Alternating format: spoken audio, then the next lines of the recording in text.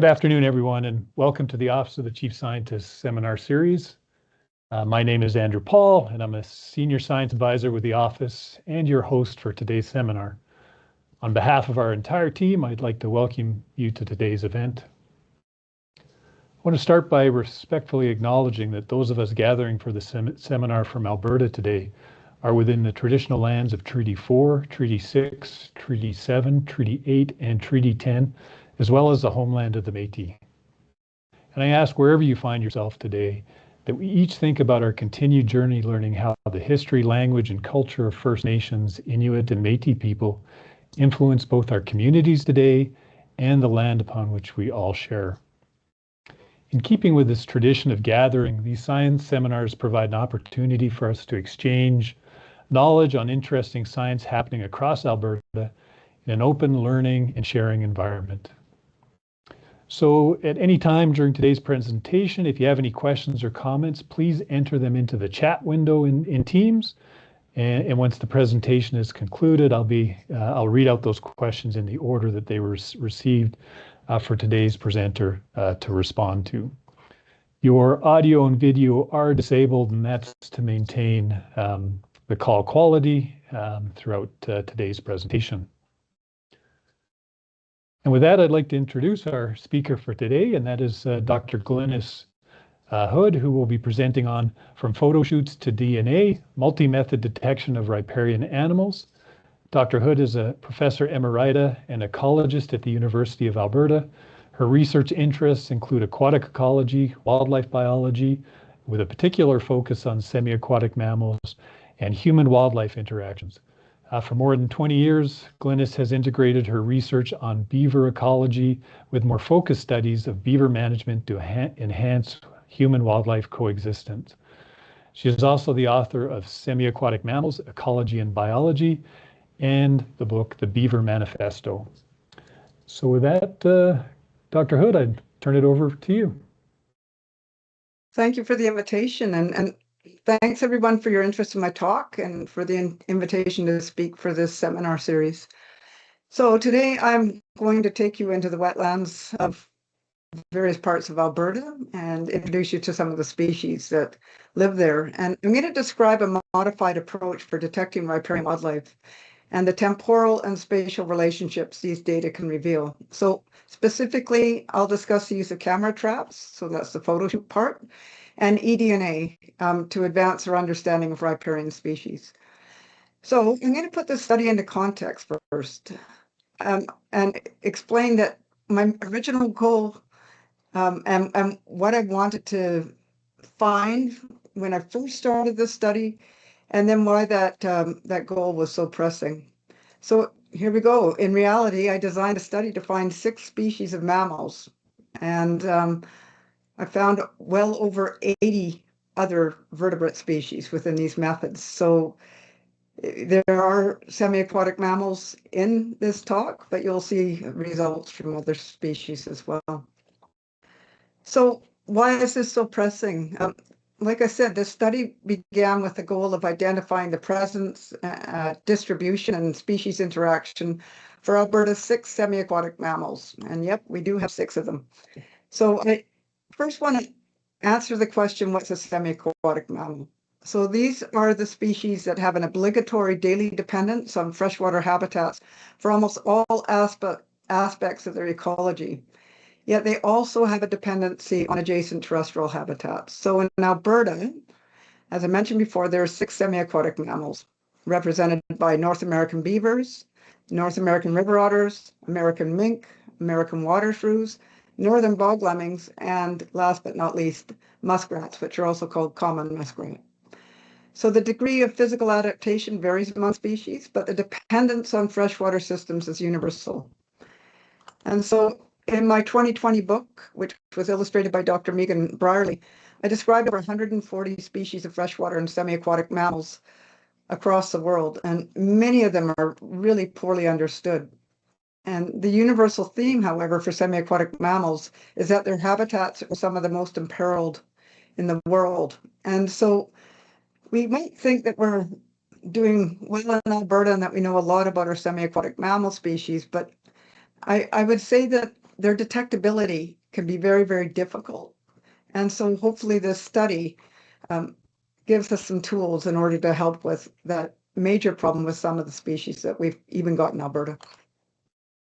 So going back to the habitats that these species depend on, in the World Wildlife Fund's 2023 Living Planet report, freshwater populations are declining more than any other group that they monitor. So even semi-aquatic mammals that seem ubiquitous to us are seeing declines in some areas. So in North America, such as the Peace Athabasca Delta, which you see here, muskrat populations are plummeting following the establishment of the Bennett Dam on the Peace River. And that started in the late 60s and was finalized in early 1970s. But muskrat populations are also declining in other areas of North America, with at least one study indicating that hybridization of native cattail with an invasive one from Europe is really negatively impacting muskrat habitats and creating population declines. So if we think about semi-aquatic mammals on a global scale at this point, the situation is really dire. Of the 140 species included in my book, only 44% of those species are listed as being of least concern by the International Union for the Conservation of Nature, the IUCN. 56% of the 140 species are either in a species of concern category or, more troubling, in categories of data deficient or not evaluated. So even though 46% of the species are considered least concern, only one species, the Eurasian beaver, is increasing in population numbers. And only 19% of those least concerned species have stable populations. The other populations are either unknown or have decreasing population numbers. So these concerns about freshwater habitats and species decline really set the stage for the study that I'm going to describe for you today.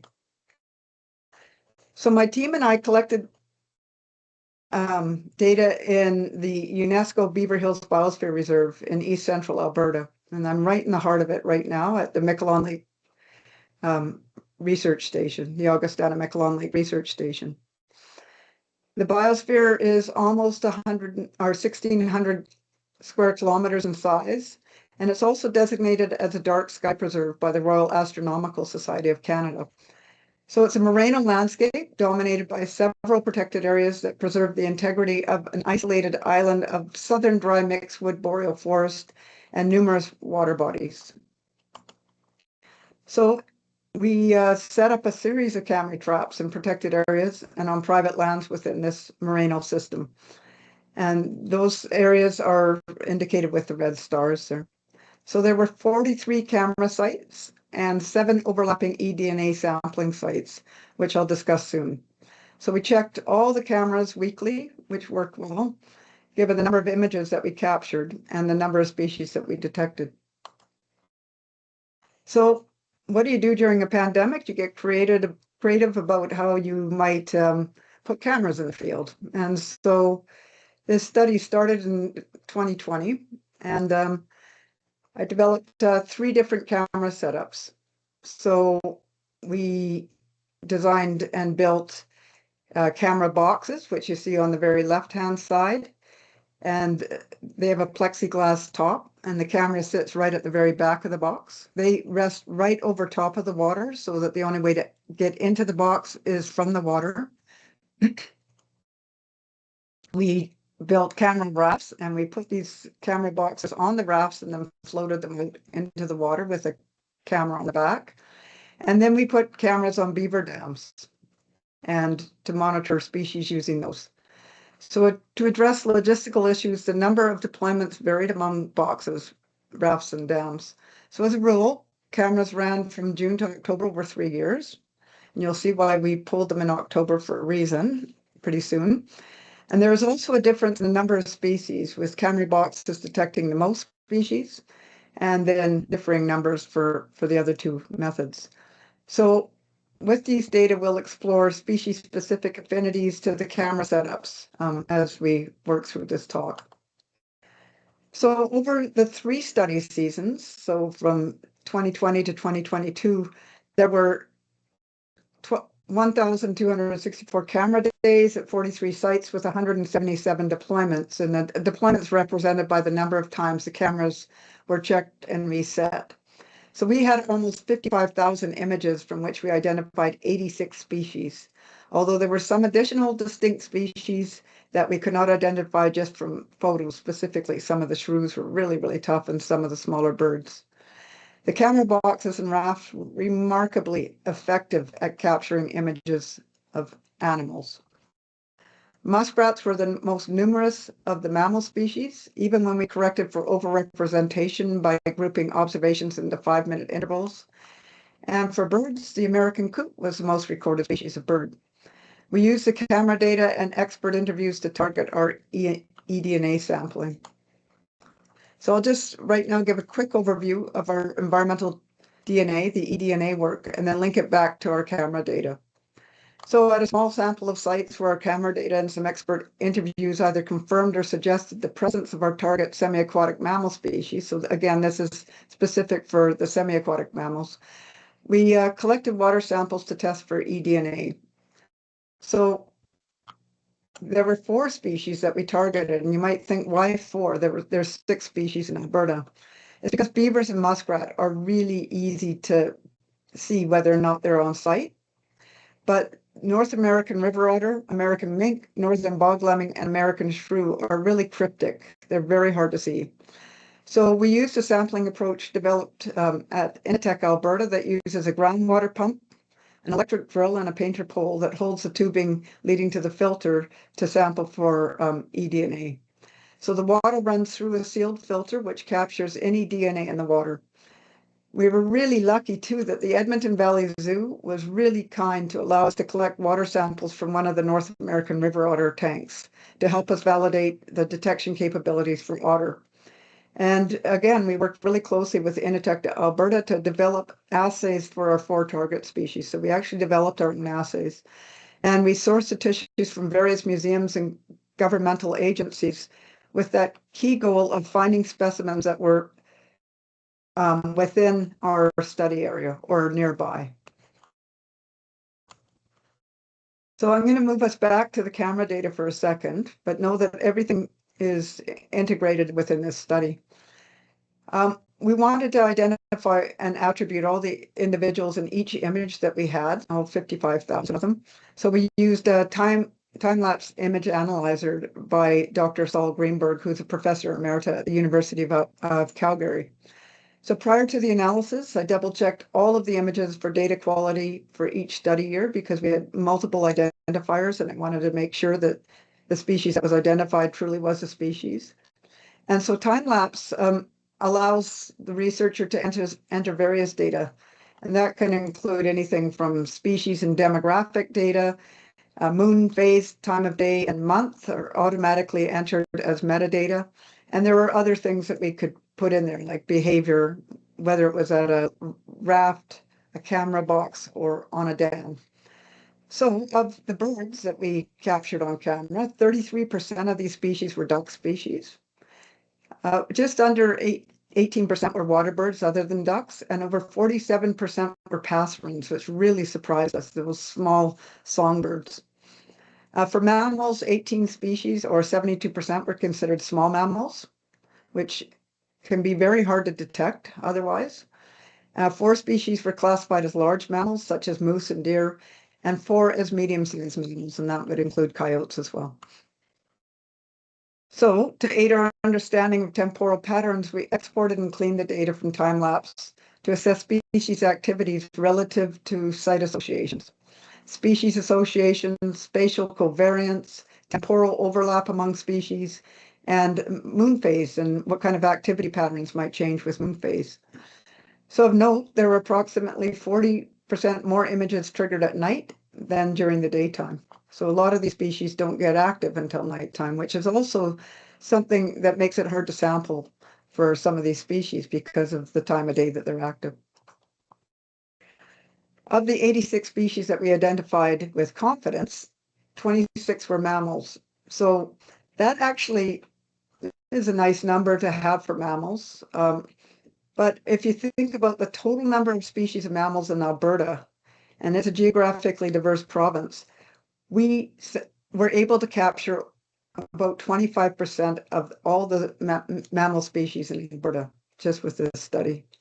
We also identified 52 species of birds, while the rest were either herptails or invertebrates. And there were days when snakes would come in and they would like the heat that would focus in from the plexiglass and just sit there and bask for a little bit. And we even had slugs coming in, dragonflies flying by. There were lots of things that were caught by the cameras that surprised us. We were then able to take those data and assess species-specific and possibly community affinities for particular camera setups. So I used a Hellinger transformed NMS ordination, used a two-dimensional solution for it. I won't go into too much of the statistics here, but you can see that axis 1 explains 66.5% of the variation, axis 2, 38.6. That means that there's likely other variables also influencing species presence. And so ran a Monte Carlo test with lots of different permutations and tried to see if we had any indicator species relative to the camera treatments that we had. So the ones that came out significant were all associated with beaver dams, and that included magpies, coyotes, and moose. We had some other species, the muskrat, water shrew, and beaver. They weren't significant if you look at a alpha value of 0.05, but they really stood out from the other species. And so if you look here, the box treatment is the blue polygon here. And you can see that the water shrew really used the boxes more than anything. But with beavers and muskrat, they use boxes and rafts. And we'll talk a little bit about that as we go. One thing that these results really highlighted is the role that beaver dams play as travel corridors and ecologically engineered bridges for larger mammals and small ones too. These coyotes are not atypical of what we'd see on the images. They use these dams a lot for various reasons, and you'll see another reason as we come up. But this one, they're just walking across the dam, using it as an ecological bridge. So not only do moose, coyotes, and magpies use beaver dams, we also detected fishers, which are one step down from a wolverine. They're a medium-sized weasel. Deer use these, and we even had a jumping mice using these dams. So that was part of the 23 species that we detected at the dams. I'm going to show this map because this is all the dams that were documented. There are more dams in the moraine, but that were documented during our winter surveys, because not only did we do work from June to October for the cameras and the eDNA, in the wintertime, we put on snowshoes and we did beaver surveys across every protected area within the moraine. So we looked to see what the beaver lodge occupancy was, and the best time to do that is in the wintertime. And we would also look for tracks and signs of semi-aquatic mammals in these surveys. And so I'd ask people, please note if there's dams on these ponds. And if there are, it gives me an idea of where we might locate future cameras, but also it just shows the role that these dams might be playing at a landscape level. They have an incredibly important role for connectivity. And so here's a beaver dam here, and these cameras were really successful at capturing other behaviors, such as hunting. So here we have a porcupine being carried away by the coyote. I don't know if it was easy to digest or not, but certainly the other coyote looks like it's a little bit envious of what the coyote's carrying in its mouth. But so they're hunting areas as well. And just as a quick note, in a current study near Kananaskis country, closer to the Rocky Mountains, we're using wildlife cameras on beaver dams and are finding equally interesting results, such as this gray wolf using a beaver dam as a travel corridor. We've had black bears on here, river otter, mink. So depending on where you are in the ecological system, we're finding different species using these beaver dams as travel corridors. And in July, I'll be going up to Inuvik to work with the Inuvialuit monitors up there, because beavers are moving closer and higher up into the tundra. And they want to assess biodiversity and how the introduction of beavers into their system is changing wildlife movements and habitat use. So this is what we call a heat map. And so I take all these images and we put them into a spreadsheet. It produces wonderful data, really extensive data. And this heat map allows me, well, represents the site level species covariance. So where are species overlapping? And so what we see here is the darker blue color means that there's a lot of overlap. And where it's lighter and going into the reds, you're seeing less overlap. So we see here in this study that there are typically lots of beavers, Canada geese, and coyotes at the same site. That means that they have a positive covariance. They are showing up a lot at the same sites. This strong association is likely because Canada geese use beaver dams for loafing sites, and coyotes use them for hunting and travel corridors, and well, beavers build beaver dams, and so of course they're there as well. So just to give you an idea of an area where you're not getting a lot of spatial overlap is the intersection of coyote and muskrat, a very low spatial overlap. And I want you to keep these species in mind as we go forward here. I also want to note that the important thing about camera data is that you'll get lots of images and one animal can trigger an image over and over again. Just think about having a moose graze in front of your camera for a while. So I set a 5-minute threshold for the images. And so 55,000 images became about 3,500 individual detections for the study. And so this analysis was that I used to make these heat maps and the like was based on some work that was done with Wildco at University of British Columbia. Another thing to ask then is about the spatial correlation. Are they existing in the same sites, but are they there at the same time? And so how do site associations relate to these temporal or possible temporal associations? So again, I adapted some R code developed by Dr. Chris Byrne when he was at the Wildco lab at the University of British Columbia. And I was able to analyze temporal detections of several of the most populous species in the study. So this is a muskrat here. And there you can see right off the bat, there was a distinct pattern for muskrats with peak activity around 3 a.m., despite some activity during the day. And you can see that with this image in this photo. So it's matching its crepuscular classification. But what this also allows me to do is to overlap a species with another species activity pattern. So the muskrat is a darker line on that right-hand graph, and coyote is the red line on that right-hand graph. And so here you can calculate a coefficient of overlap, which was developed by Ridout and Linke. And that reveals that muskrat and coyotes actually do have a really strong temporal overlap at 0.73. But remember, it had very low site covariance. So they have spatially segregated, or I bet you the muskrats are trying to spatially segregate. I think the coyotes would love to be in the same spot as muskrats because they'd be quite tasty. But you start to see these sorts of patterns emerging. We can also look at how species detections change over longer periods of time. So these are months here. And you can see that muskrat populations go up over the summer. They have several litters over the summer. And all of a sudden you get this nice peak in October, but you see this huge decline in, peak in September, but you see a huge decline in October. That's human caused. That was because, as you see in that top picture of a muskrat, it's bringing in building material. It's not eating that. One of the last photos that you get in some of these cameras is a muskrat pushing that up against the camera lens as it builds a house inside the camera boxes. They also really liked building muskrat huts on top of our rafts.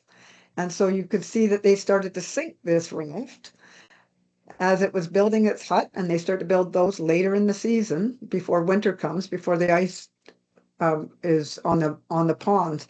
And that camera is worth about $1,000. And so we very quickly, hence the line going down in October, pulled all of our cameras so that they wouldn't be destroyed by muskrats. Let's go back to temporal overlap with some of the species. And here's another example where we can have 3 different species with their temporal overlap. And so these are, again, some of the more common small mammal species that we detected. And there's good evidence that they do segregate temporally at these sites. The muskrat had the highest overlap with the water shrew at 0.78, and the lowest with the meadow vole at 0.53, with which it would share probably the greatest niche overlap. So the coefficient of overlap for water shrews and meadow voles was also low at 0.51.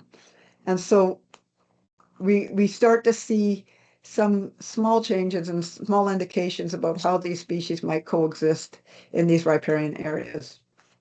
And if we think back to Canada geese, they are a very common bird in our study area, and they were found at several sites. And they're often associated with beaver lodges and dams, as we see on this particular beaver dam. But despite this dependence on beaver structures, and I started to call them beaver golf courses because of the number of Canada geese on them, there is a really distinct temporal segregation between Canada geese and beavers. Beavers use these dams at night, and for the most part, and geese like to sit on them in the daytime, but probably avoid them when the coyotes are walking by. So in this case, the coefficient of overlap for beavers and Canada geese was only 0.11, which is really low. So let's move on to the eDNA, because as noted previously, the camera data were really useful in setting up the eDNA sampling. And not just camera data, but also data from people who are very experienced within the moraine. So some older biologists and some trappers would say, well, years ago I have seen a river raider here, or I've seen mink there. But we also try to match it with our camera sites. So in the first year, we only sampled 4 sites for eDNA. That was in 2020 because of analysis costs and the need to confirm the assays prior to further sampling. But in 2021, we were able to sample an additional 3 sites for a total of 7 sites for eDNA. So as seen on this map, all the assays produce results. So as expected, we identified otter DNA at the Edmonton Valley Zoo, and along with a rogue water shrew that seemed to be in that tank as well. The otter was removed from the tank when we were sampling, and it chittered at us the whole time. But that was good because that meant that our otter assay was working really well. We also, though, if you look right in the middle of the image down by Manistic, we also picked up river otter. That was incredibly unexpected. We identified bog lemmings, water shrew, and mink at 5 sites. And it's important to note that with the tens of thousands of photos, we only saw 2 bog lemming and 2 mink over both study years. So eDNA is an effective way to increase detection of semi-aquatic mammals. I always tell my students, never ever put a table in a talk because it's busy and it's hard to focus on. So I put a table in the talk today, not because it's busy and hard to focus on, but I'm going to just show the impact of using eDNA in these areas. So this is just data from 2020 to 2021. So remember, the cameras, which you see on the left, only took 6 images of mink at the exact same site in Elk Island National Park, and it translated into 2 mink because they were 2 different periods. When we look at river otter, it's called riot here, so river otter, you can see that we had no images of river otter, even though we were sampling well within that area in Manistic, and we sampled eDNA at that same site. For northern bog lemming, we had 2 images at 1 site for northern bog lemming and 2 different years. If we go over to the right-hand side, you'll see that there were 5 sites where we detected mink. We won't talk about water shrew. They were fairly common throughout. But river otter, we had the Edmonton Valley Zoo, and we also had that Manistic detection. Northern bog lemming, we had 5 sites where they were confirmed, with an additional 6th site where it was maybe detected, because of course these all fall within probabilities.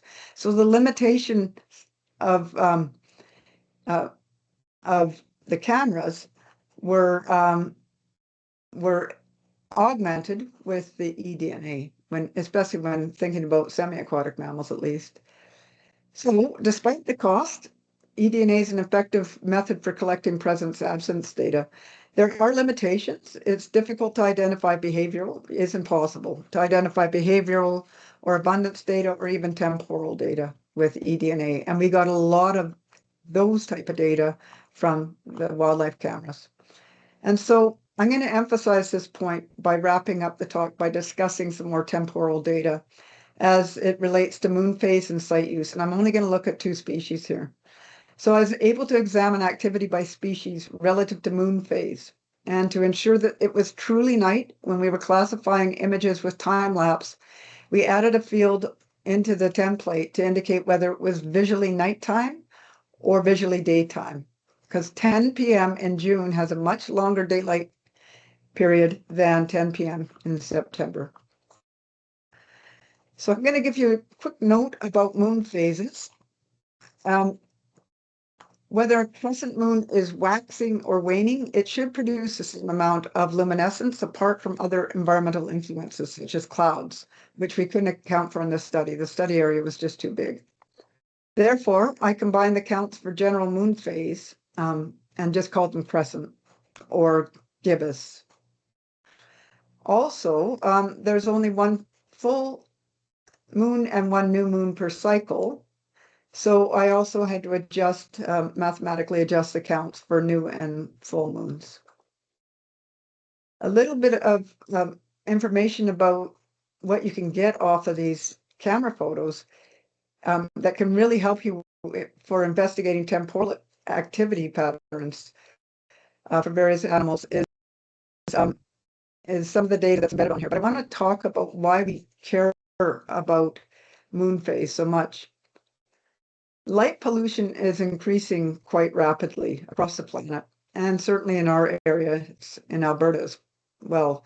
It's estimated that in cities where light levels are quite high, that they are over 100, if not 1,000 times brighter than at natural levels. So remember that the Beaver Hills biosphere is part of a dark sky preserve. So if we think about light pollution, it can affect everything from breeding, predation, and dispersal. So that just emphasizes that these dark sky preserves are more important. So getting back to the photo, you can get time of day, time of year as part of metadata, but you also, especially with these Reconnex cameras, can get moon phase, and you can download that right into time lapse and then use that as part of your analyses. So with these metadata, I was able to examine activity by species relative to moon phase, and this one's for beavers. So these results reflect multinomial tests that I did with camera treatment and moon phase as combined categories. So here we have data, as I said, for beavers, and it's really obvious that the highest use was at sites with camera boxes during gibbous moon phases. We also see that rafts were not used a lot by beavers. They're used a little bit by beavers, but not, that wasn't their favorite place, let's say. But what we can find here is that sites with dams give us some insight into moon phase. So sites with dams had beavers being more active at these sites during full moon and more active at the camera boxes during new moon. So that means that in the darker nights, they're actually staying closer to the shoreline and not going up on their dams as much, at least in this study. So these results suggest that beavers are closer to water than on land in low light conditions, and that might be perhaps to reduce predation risk. For muskrats, dams were very, very rarely used. But as with beavers, there seems to be some sort of temporal shift where rafts during new moons are highly used by muskrat. Remember, the rafts are out in the water more than any other category.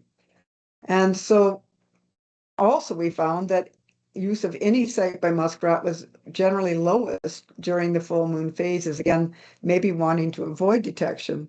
So something a bit different than what we were seeing with beavers. So I'll get to my concluding slide right now and just say that these data confirm that multiple camera setups and eDNA sampling, and of course the field surveys as well, really help aid multi-species detection. So I went from 6 to 86, and I was quite content by that. It was just amazing to see the types of species that we were getting. We can also identify when spatial overlap is might be mitigated by temporal trends for some species. So the camera data were very helpful for that. And finally, light pollution is an increasing issue and is affecting not just wild animals, but also humans as well. And so moon phase does influence use of different features and activity levels. So there are, of course, some situations, such as with this black bear, where the species that should be mainly crepuscular was only found in daytime conditions. So, but we didn't have a lot of black bear photos. I'll note, though, that the boxes weren't baited. This black bear just wanted to lick the box right before it flipped it up, and the rest of the photos were the clouds in the sky. But I would like to give one big takeaway, and that is that the sheer number of cryptic species that this study detected was just incredibly rewarding. There were species that we probably wouldn't have seen, like a least weasel, as you saw earlier in the talk. And so that was really helpful to just see how many species are using our riparian areas. So with that, I hope you've enjoyed a glimpse into some of the biodiversity measures and the results within the Beaver Hills Biosphere Reserve. And there are so many agencies and people to thank, but I will have you read the slide if you would like. I had so many people volunteering to help. Despite the pandemic, we were able to stay nice socially distanced, but still get a lot of vitamin N, vitamin nature, during a time that otherwise was stressful, but also do some really good science and really see what's happening in some of our riparian systems. So I also want to thank you for your interest for this research and also for the invitation to speak today. So thank you very much. Yeah, thank you so much, Dr. Hood. Great presentation. Fascinating data, and at the same time, I'm going to call it fun data. Maybe it's not fun for you after looking at 55,000 photographs, but that was a real pleasant talk. Thanks everyone for joining the science seminar today. This is our last seminar for 2024-2025. So with that, I want to ask people to, if they can, provide feedback. So you will be getting a survey. I've been told it's I've looked at it. It is short. So please fill out that survey. It really provides the input feedback that our office needs to continue bringing you these seminars that folks are interested in. So please look out for that in your email box. Stay tuned in sometime in the late summer where we'll be posting the fall science seminar series. And for those that are not on our mailing list, please contact the Office of the Chief Scientist. That's at epa.ocs, and that's a government email, so at gov.ab.ca. And with that, Dr. Hood, I'd like to thank you very much for a wonderful presentation and for wrapping up our 2024-25 seminar series. Thank you. Oh, and thank you for the invitation. Have a wonderful summer, everyone. You as well. Take care, everyone.